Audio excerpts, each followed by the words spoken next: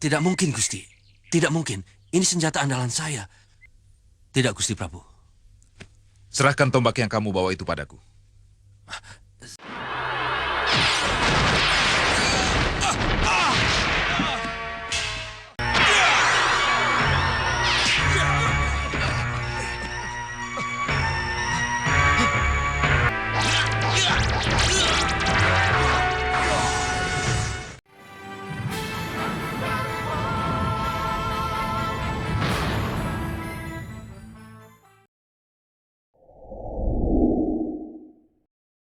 Siapa ke sana? Mau apa ke sini?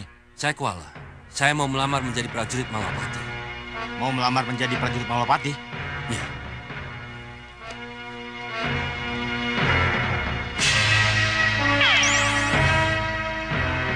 Biar saya saja yang bicara dengannya. Silakan. Aneh Tuan Bahadur. Kuala ingin melamar menjadi prajurit di Malapati. Apa dia tidak tahu kalau ia berada di gerbang Istana Batu? Ya. Melanjutkan cerita di episode sebelumnya yang menceritakan bahwa Koala telah masuk ke dalam tipu daya Grindaseba, di mana ia pun pergi ke Istana Batu yang dikiranya adalah Malwapati.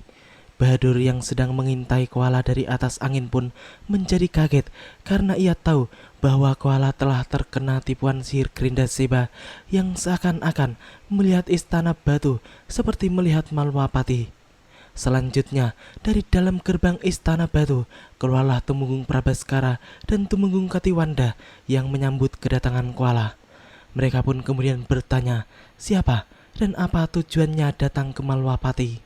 Koala pun menjawab dengan tegas bahwa ia ingin melamar menjadi prajurit Malwapati dan mengabdikan dirinya. Akan tetapi, Koala pun menjadi ragu ketika ia diminta untuk menyerahkan tombak pusaka yang sebenarnya adalah tombak ilat nogo itu.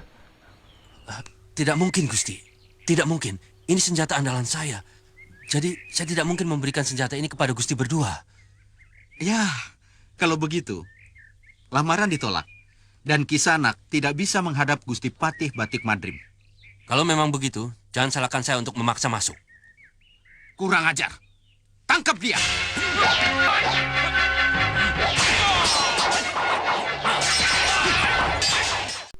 Akhirnya, Koala pun menghajar para tumenggung palsu Malwapati itu bersama para prajuritnya. Kemudian, ia pun perlahan berjalan masuk melewati pintu gerbang utama. Di sana juga telah menanti para prajurit Istana Batu yang lainnya. Ia pun masih belum sadar di mana ia sebenarnya. Para prajurit itu pun kemudian segera menyerang Koala dan hendak meringkusnya. Namun, jelas mereka semua bukanlah tandingan calon prajurit Malwapati itu. Hingga dalam waktu yang lumayan singkat, mereka pun dapat dikalahkannya. Selanjutnya, dari dalam Istana Batu, muncullah Balapati dan Kencar Rupa yang kemudian menyamar menjadi Patih Batik Madrim serta Senopati Dharmayuda. Melihat kehadiran sang Patih Malwapati, Koala pun kemudian segera memberikan salam penghormatannya. Sembah saya Katur Gusti Patih. Kamu mengenalku anak muda? Saya memang belum pernah bertemu langsung dengan Gusti Patih. Tapi saya yakin, saya sedang berhadapan dengan Gusti Patih Batik Madrim yang saya cari. Mohon ampuni saya, Gusti Patih. Oh iya, iya, tidak apa-apa. Ya, saya melakukan semua ini karena saya ingin mengabdi kepada Gusti Patih dan Gusti Prabu Angling Dharma. Apa kamu sudah bertemu dengan Gusti Prabu Angling Dharma? Belum, Gusti. Dalam mimpi pun belum. Berbahagialah kamu, karena sekarang juga Gusti Prabu berkenan menerimamu. Batik Madrim palsu itu pun kemudian mengajak Koala untuk langsung bertemu dengan Prabu Angling Dharma. Ia pun sangat senang karena ia tidak menyangka jika akan sangat mudah bertemu dengan Raja Besar Malwapati itu. Di sisi lain, Singa Mandala yang hendak menyerang Istana Batu pun langsung dicegah oleh Bahadur, sebab mereka hanya akan menyerahkan nyawa sia-sia saja jika bertindak ceroboh dan tanpa perhitungan.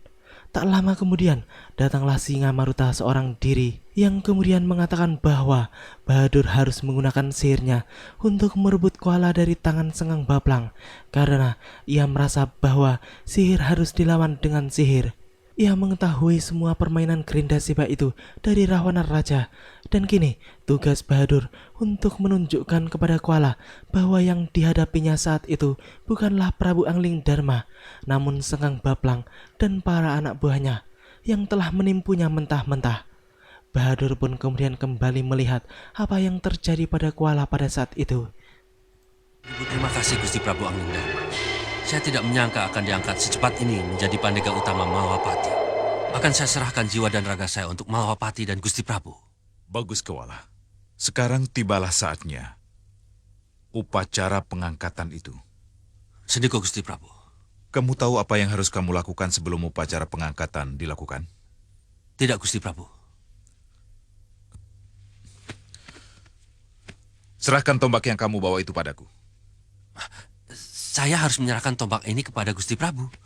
Iya, Kuala. Tapi tombak ini senjata andalan saya, Gusti Prabu.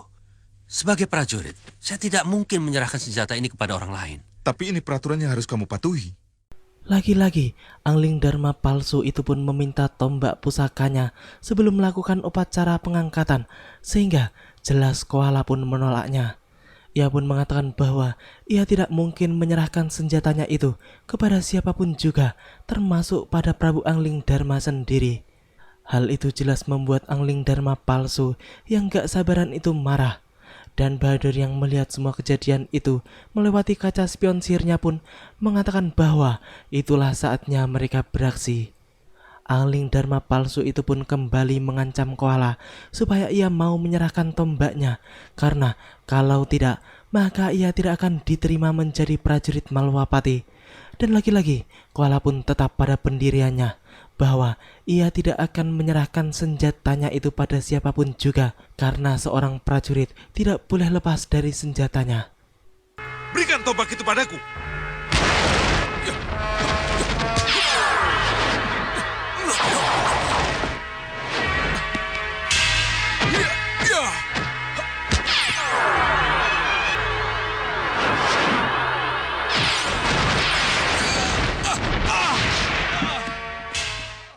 Ya, Angling Dharma palsu itu pun justru mendapat malu besar karena harus terlempar dan menabrak singgasananya sendiri sampai hancur berantakan setelah kesetrum tombak ilat nogo milik Kuala.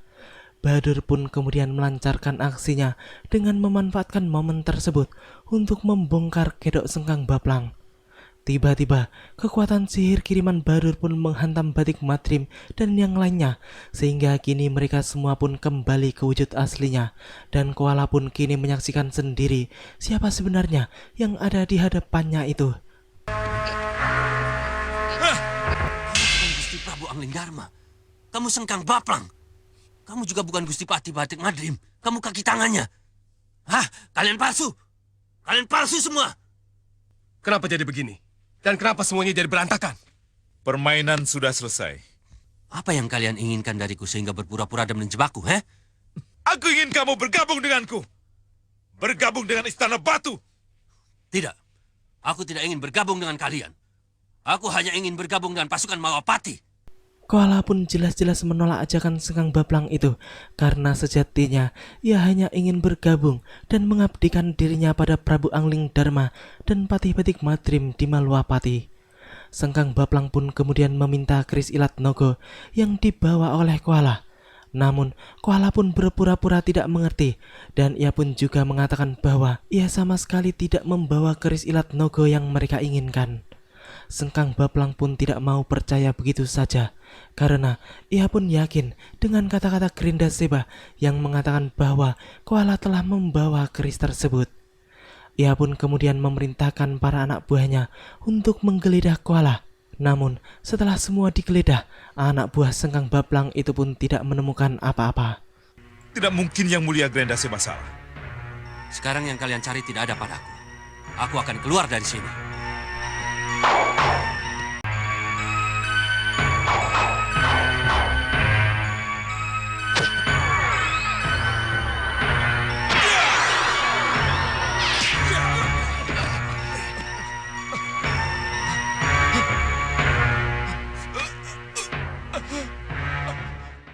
Ya, Sengkang Baplang yang mencoba untuk membokong koala pun menjadi kaget setengah mati setelah tangannya menjadi seperti melepuh akibat terkena serangan yang bersumber dari tombak koala.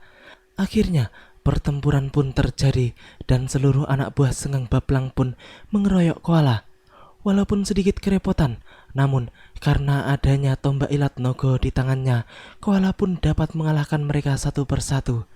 Pertarungan yang semula terjadi di dalam istana batu pun kini telah berpindah keluar karena koala akan lebih leluasa untuk mengeluarkan kemampuannya di luar sana. Sengkang Baplang pun kembali memerintahkan seluruh anak buahnya untuk membunuh koala. Namun tampaknya sia-sia saja karena tombak ilat nogo koala akhirnya mampu dengan mudah menjatuhkan seluruh pasukan Sengkang Baplang itu.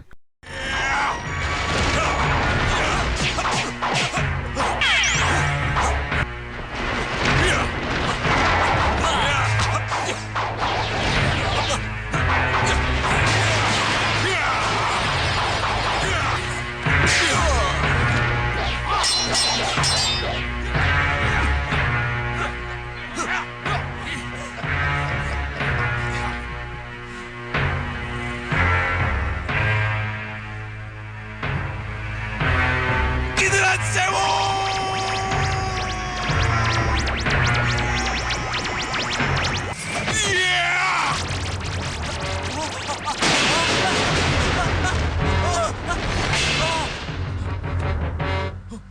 Ya, belum juga Sengkang Baplang melepaskan kitiran sewunya, tiba-tiba koala pun telah raib dari hadapannya, dan ia pun tidak mengetahui siapa yang telah menculiknya, padahal terlihat jelas jika Bahadurlah yang merebutnya.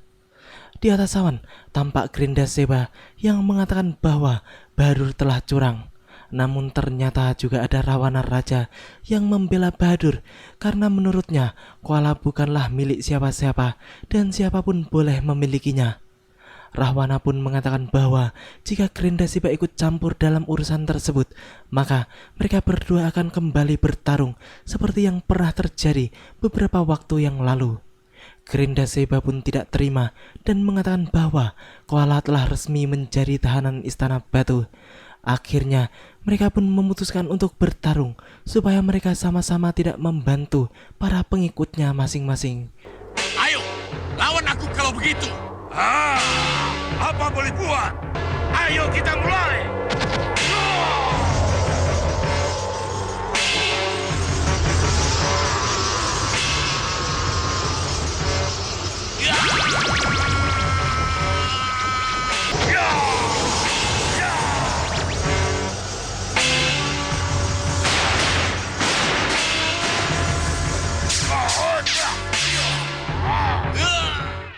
Pertarungan antara Rahwana Raja dan Grindaseba pun selalu berjalan seimbang.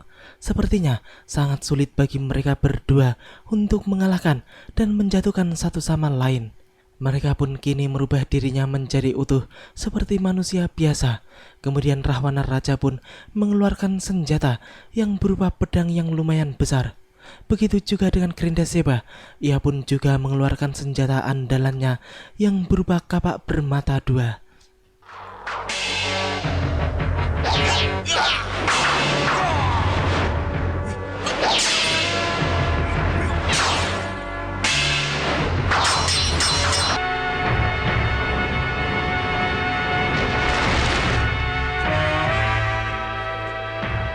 Apa ini? Siapa kamu, ha? Tenang, Kuah. Yang jelas aku telah menyelamatkanmu dari tipu daya Sengkang Baplang. Ya, tapi siapa kamu? Mau dibawa kemana aku ini? Bahadur yang pada saat itu masih bersama koala pun mencoba untuk menenangkannya sebab koala pun meronta dan berusaha melepaskan diri. Ia pun selalu bertanya akan dibawa kemana dirinya itu. Tak lama kemudian muncullah Singamaruta beserta pasukannya yang bertujuan untuk mengambil alih koala. Akan tetapi baru saja Bahadur melemparkannya ke Singamaruta, tiba-tiba ada sebuah cahaya yang langsung menyambar dan merebut koala dari tangan Bahadur. Yang mulia, terimalah!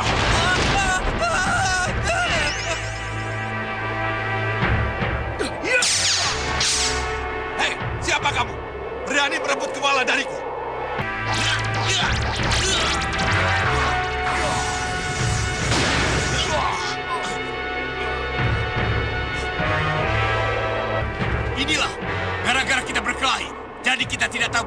peperangan yang terjadi. Yang jelas Kuala telah lepas dari Singa-Maruta. Jadi tidak ada salahnya kalau Sengkang Baplang kuberitahu untuk kembali melakukan pengejaran. Selamat tinggal. Ya, ternyata yang menyelamatkan koala adalah Kuali kakaknya. Koala pun kaget ketika mengetahui kakaknya lah yang telah merebutnya dari tangan Bahadur. Akan tetapi, lagi-lagi koala pun kembali melakukan protes.